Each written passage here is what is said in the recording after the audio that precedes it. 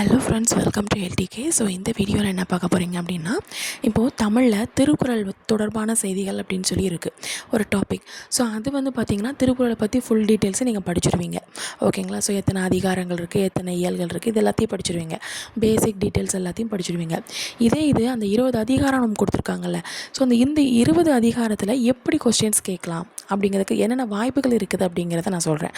ஓகேங்களா? So first வந்து என்னென்னு பார்த்தீங்கன்னா, இப்போது ஒழுக்கமுடைமை, பொறையுடைமை, ஊக்கமுடைமை இப்படின்னு ஹெட்டிங் இருக்குது இல்லையா? ஸோ அந்த மெயின் ஹெட்டிங் இருக்கும்ல, இப்போ பொறையுடைமைனா என்னது அப்படின்னா அது பொறுத்து கொள்வது.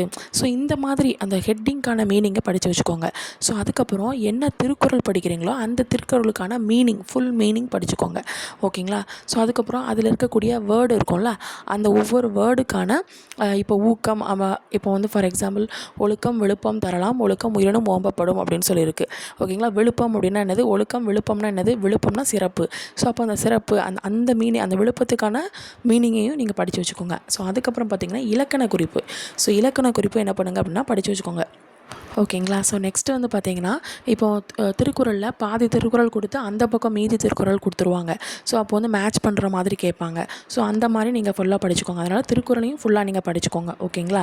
ஸோ நெக்ஸ்ட்டு வந்து பார்த்திங்க அப்படின்னா, இப்போது எதுகை, மோனை, அதுக்கப்புறம் எந்த அணி, இது என்ன உவமை அணியா இல்லை எடுத்துக்காட்டு உவமை அணியா, இந்த மாதிரி இதை நீங்கள் படித்து வச்சுக்கலாம்.